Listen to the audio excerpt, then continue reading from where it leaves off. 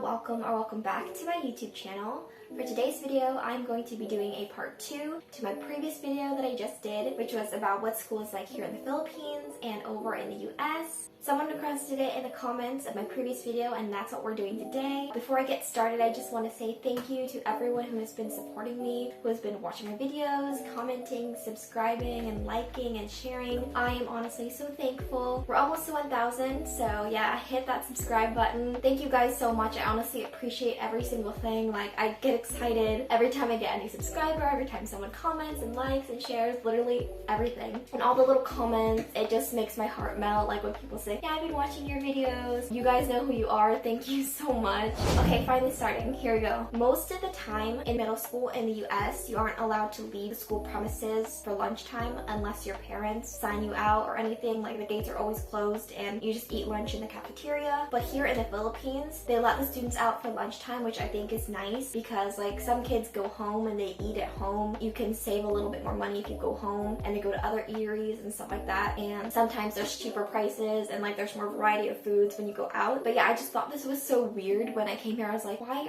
do they let the kids out? Because, you know, there's a chance that some kids might not come back, that you might just ditch class. But I think it does teach the kids responsibility, you know, that you have to go back to class. You can't just wander around and do whatever. So in the States, you always have to call the school if your child is going to be absent for that day, or if they're going to be absent for like the week. You just have to call in advance and tell them. That way your child can get like the homework or any quizzes that they need to make up and stuff like that. And here in the Philippines, it's usually a letter. The students will usually have their parents like write them an excuse letter and then sign it. So again, I don't know if this is true for every single school, but at a lot of elementary schools that I've seen here in the Philippines, there aren't really like playgrounds where there's like slides and monkey bars and stuff like that, which I was like, so what do the kids do during their recess time? Do they just play in the classroom and stuff like that? Like when we first moved back here and I saw all these elementary schools, I was like, there's no playground. Like, what do the kids just do for fun? But children here actually have like so many creative things to do during their recess time. It's actually kind of amazing. They just find anything and then they can just do it together, like with rubber bands and stuff like that. There's a lot of like fun games that children do here, which I think is so cool. And yeah, this was just shocking to me because in the States usually there has to be a playground so that the kids can like get all their energy out and do everything they can during the recess, so that in class they don't have all that like built up energy. They're just like moving around and stuff like that. This one is another big shocker to me. When I first saw this here in the Philippines, I was like scared. And it's students bringing matches to school. This is what they do to melt hot glue. Like sometimes hot glue guns aren't available, so you have to just get a matchstick and like a candle and then melt the hot glue to like do projects and stuff in class. And I just thought that this was insane. When we came here, I was like, you never bring matches to school. Like, somebody's about to start a fire in here. It's crazy, but a lot of the students are like very responsible with it. They don't use it for anything else. It's just solely for doing the projects that need to be done. In the States, you're not allowed to bring matches to school. You're not allowed to bring knives or anything to school. Another thing about the knives, like you're not allowed to bring anything like that to school. No sharp objects. So it surprised me here. When I was going to school here in the Y in 10th grade, the teacher was like, you need to bring this. It's called a sundang here, and it's basically like this big knife thing for like chopping, I don't know, like coconuts. Yeah, it's just basically this big knife, and they're like, okay, if you guys have one, please bring it to school because we're gonna use it for this project. That was like, oh my gosh, this would never be allowed in the US because that's crazy. Because obviously it's dangerous, and also for this like cooking thing that we had to do, everyone had to bring their own like pots and pans and like knives and stuff to chop whatever they were cooking. Okay, the next one.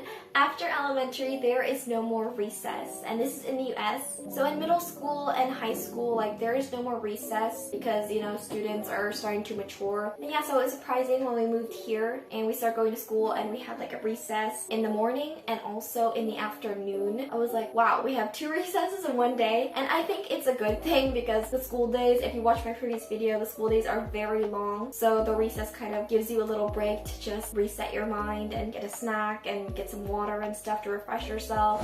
Another thing, in the US, there is no clearance. When we moved here and it was clearance time at school, I was like so confused about clearance. People were saying, oh, it's almost clearance time and we have to do all this stuff. I was like, the heck is clearance? I didn't understand, and they were like, you guys don't have clearance. I'm like, no. For those of you who don't know, clearance is basically it's just a card that you have to get signed by your teachers and like other officials at the school. And to have your clearance signed, you have to do all these projects and activities for each class, and they're like all do it around the same time, which is like, what? Clearance is a very stressful time because you're trying to get everything done. But yeah, after moving here, it's one of the things that I liked about school in the States, that there was no such thing as clearance. I was like, not gonna lie, low-key miss that. Doing role plays for class, and this is another thing here in the Philippines. At schools here, they always make you do impromptu role plays, or they tell you that day, we're gonna do a role play and you have to perform it tomorrow. But a lot of the times it's just impromptu, where they're like, okay, we have to do a role play based on this lesson, and you have like 10 minutes to figure out your concept. And I'm like, what the heck? I remember when I first encountered this whole role play thing that's done here, I was like, why do we have so little time to prepare ourselves? What about like costumes and the whole like dialogue, we have to write it out and stuff like that? And they're like, no, we just like go and do it. I mean, of course, impromptu, it's just on the spot, but it's not even for like a drama class or anything. It's just for all your normal classes, like English and Filipino and social studies. And I'm like, what? Because in the States, like role plays and stuff are just meant for a specific class. Like I was in drama class and we had to do role plays and stuff, but we had like weeks to prepare and stuff like that. They didn't just make us do it on the spot. There were like activities and games that we do on the spot, but it wasn't like a whole role play kind of thing. Usually like in other classes, they don't ever make you do that. So yeah, that was like super insane to me when we moved here. I was like, why? At school here, the teachers tend to check if your fingernails are trimmed and if they are clean. Like this is for hygiene purposes and stuff like that. And then they also check the length of your hair. Mostly for the boys, it's mostly the boys that get checked. If they have hair that is too long, like up to their shoulders, that is not allowed. You have to get a haircut. I've even witnessed once at school where the teacher like lined up the boys and some of their hair wasn't short enough, so the teacher like literally cut their hair there on the spot, and I was like, Oh my gosh. you would never see that happen. You would get like sued.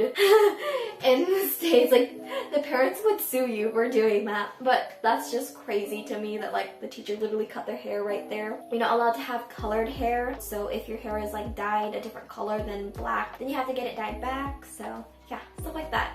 Alright, the last thing for this video, I wanted to end this on a positive note. Here in the Philippines, since the students don't rotate to different classrooms, you know, from elementary up until high school, and this also depends if they stay in a specific school, but most kids do, they have a very close bond with each other, which I think is so nice. This is one of the things I absolutely love about like the school here. The students are able to form this like special bond with each other because, you know, they spent so much time doing things together, like all these projects and all these activities and all of this time. I think it's awesome because it really builds long-lasting friendships, and most of the time people will still like stay in contact with their old classmates from like elementary or middle school and stuff like that because they have this like great friendship from before, from their school days. So yeah, which is very different from the States because, you know, like since people rotate to different classrooms, they just have their own group of friends, their own little clique. They don't get to share that same like special tight-knit close group bond with their classmates. Alright guys, that is going to be it for this video. Thank you so much for watching. If you guys have any suggestions for future videos that you want to see me do, tell me in the comments down below and I'll like pick through it and see what I can do. And sorry to those who have made requests and I haven't been able to do it yet. I'm still trying to see like what I can do and what I can't. It's hard, like pranks and stuff on my family I can't do because usually my parents are always busy. They don't want to be in front of the camera because they're all like haggard and whatever. And also my sister, she doesn't like being seen in videos a lot. She doesn't want to like mess up her skin. So I'm sorry for the stuff I haven't been able to do yet. Again, thank you so much for watching. Please give this video a big thumbs up and subscribe to my channel if you're not already subscribed. Have a great day. Love you guys.